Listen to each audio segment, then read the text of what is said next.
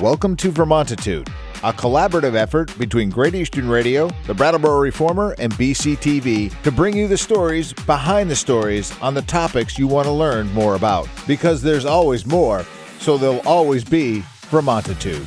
Hosted by me, Peter Fish Case.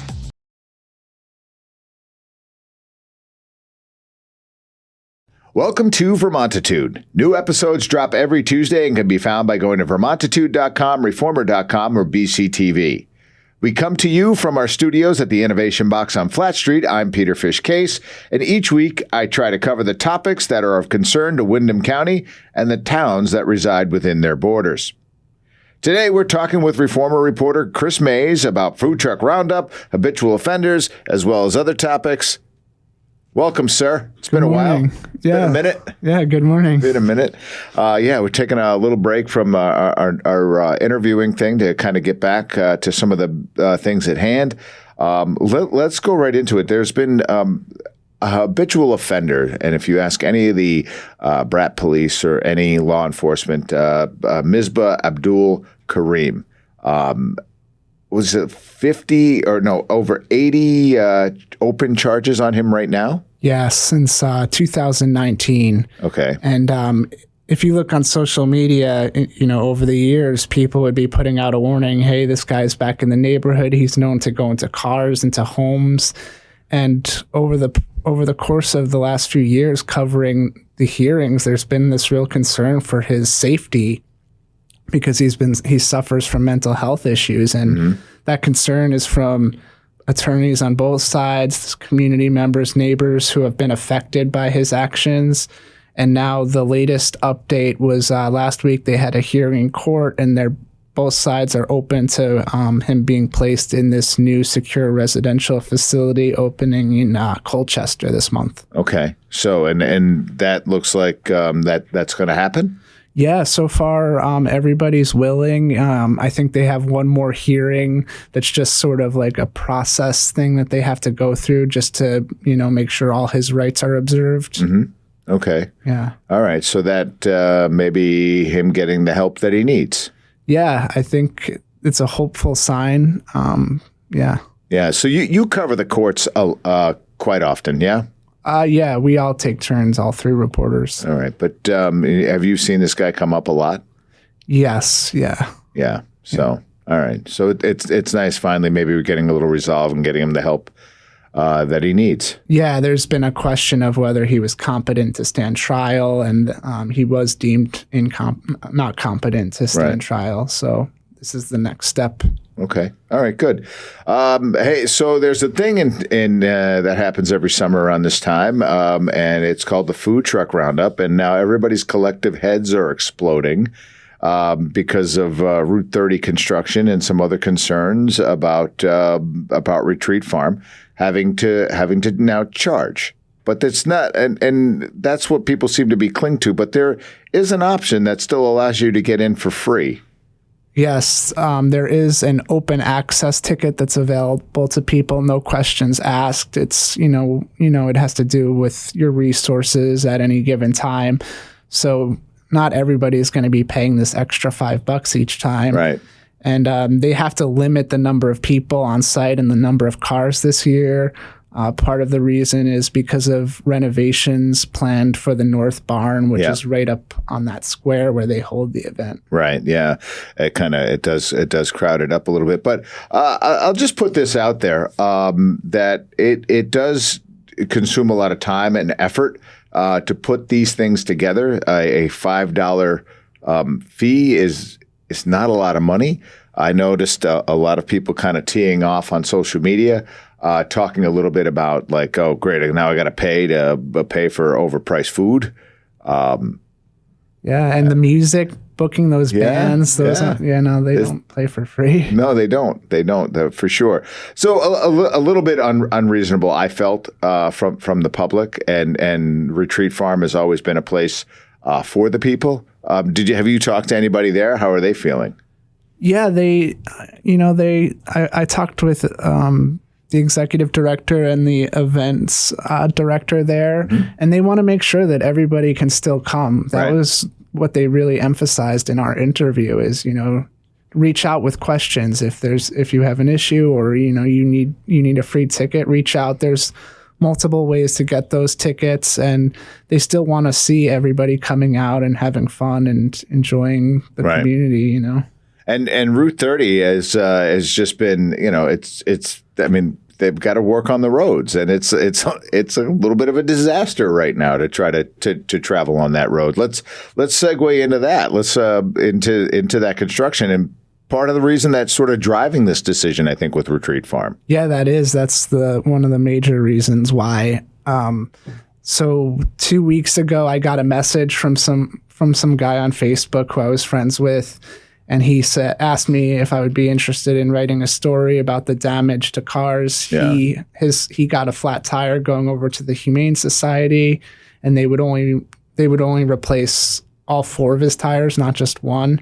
So he was looking at this really big bill for the damage, and he said he knew 3 or 4 other people who had been in a similar place. Someone else reached out to us, a woman from Hinsdale who goes to Grace Cottage every day. Yeah. Grace Cottage or Valley Cares, somewhere up in Townsend. Yeah. And she had the same issue. And then somebody else reached out to me and said something fell off a truck and smashed her window. And so they've all been looking for some, compensation to help with this, with inflation and everything. People are really strapped. Yeah. And I can't see any compensation coming their way. Maybe an insurance claim. Is that accurate? Well, there is a process. We did learn that there is a process, and I did talk to someone who went through the process, and they were denied on their initial attempt. So they're hoping that maybe they can figure it all out. Okay, yeah. I had the occasion to talk to somebody who is on sort of like on the Newfane end of this thing, and they own a shop, and they said they are literally repairing 10 tires a day. Wow. As a result of this. Yeah. So, and that's just one shop that I know of that I've had firsthand contact with, and I think a lot of it is the sharp rocks. Is somebody he literally said we pulled out something that looked like an ancient spearhead out of somebody's tire. Wow, yeah. I commute on that road every day. I live over in South Newfane, Williamsville area.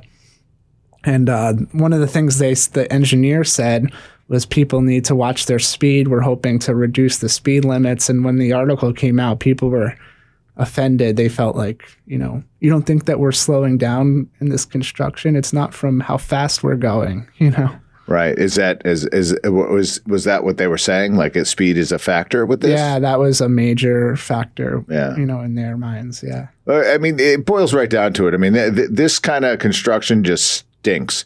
It does. It slows you down.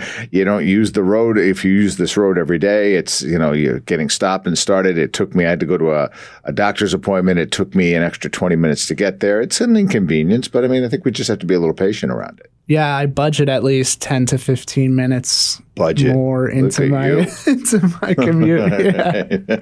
All right, let's go from Route 30 to another favorite topic locally here, and it's that of high school mascots. Yeah. They've been discussed quite often here. Yeah, I had a busy week last week.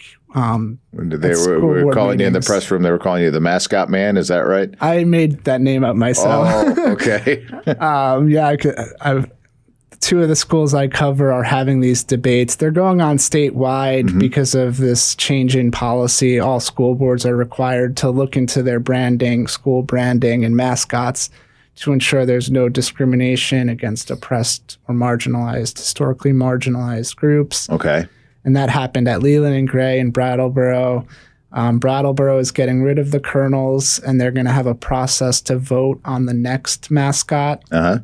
It needs to be gender neutral, and it can't be the colonels. So they're going to have these phases of voting and ultimately decide on one. And then, have you gotten any inclination about what they might be transitioning to? Like maybe the Brattleboro Vermontitudes? That'd be a good one. That'd be a great one. No, I haven't heard any. I know that some kids were starting before they made the decision. Calling the team the popcorn kernels, Oh, okay. Changing it around. Just to kind of soften it up a little bit. Yeah. A little buttery flavor. Yeah. And so any indication, anything that you can share with us as to any things that you've heard and the ways that they're leaning? No, they just started the process up. They'd inform the student body and staff of this project. Mm-hmm. So it's going to take the course of the month. I expect to get an update at the next school board meeting where they're at. Okay. Maybe we'll get an idea of what some possible names are. I'm curious. I'm curious. I know that this is when the original thing with the imagery of the colonel being the old guy leaning on the cane thing and that conjured up thing. I guess I understood that. This one, if it's marginalizing people, I guess I don't know. I've read a lot of comments that said people really are just not feeling the way everybody thinks they're feeling. Do you find that to be the fact? I think the major issue happens to be with some incidents that happened a couple of decades ago, where students were sort of they burned an effigy. Oh, yeah. And they were saying pride of the South. So people want to get away from that. Sure. Yep. I can understand that. I can embrace that. Yeah. And then Leland and Gray, I was surprised to read that article about them bringing the rebel up as a thing. Is the same thinking like rebel colonel? Was that the same line of thinking? But they kept theirs. Yeah. There was some concern that might have some links to the South or some colonial values, and there was a historical presentation, and the guy who came up with the name just came up with the name. He thought it was cool. Right. Yeah. Sometimes there's no thinking about it. It's just the thinking has changed since it's been named. Yeah. And then somebody who did the imagery behind it was inspired by artwork of Ethan Allen and the Green Mountain Boys. Okay. So they're leaving the door open to discuss if maybe they might change the image because that has some colonial value systems ingrained in it. That's no longer embraced by our current community. Right. Is that safe? Yeah. And so that was a presentation from the students on the historical background, and the board still wants to give it to the students to decide how, to consider how they should move forward. Okay. I think that's fair. I do. I think that's fair. I like involving the kids. They're the ones who've got to wear, well, up there it's green, right? They're the ones who've got to bear the green, so they should help make the decision. Yeah, and we've talked about it before, but I think it just goes back to this new sort of focus on student voice and really listening to the kids. Yeah. And any other things out there like that? Like I don't know how often you get over to Bennington, but are the Patriots over there in danger, or have you? I haven't heard anything yet, and we're pretty tuned in with Bennington. We have a morning call with one of the editors there, and I've talked about these projects, and I haven't heard anything yet. What is Arlington? The Wilmington went from the Warriors to the Wildcats. Yeah, right? I was talking to a former student of Twin Valley over the weekend about that. Yeah, and that happened a number of years ago. So these things are just changing. Yeah. I guess the sooner we wrap our heads around it, the better off we'll be. Yeah. All right.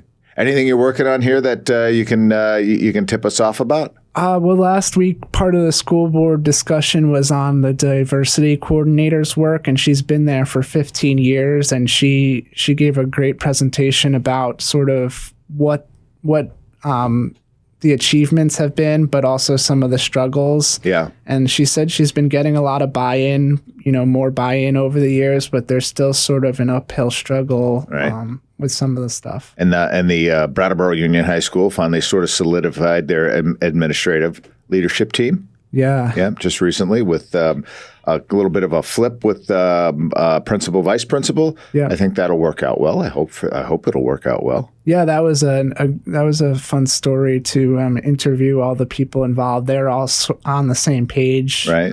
They all feel like their roles are interchangeable and they're all getting towards the same goal. Teamwork makes the dream work, as the saying goes.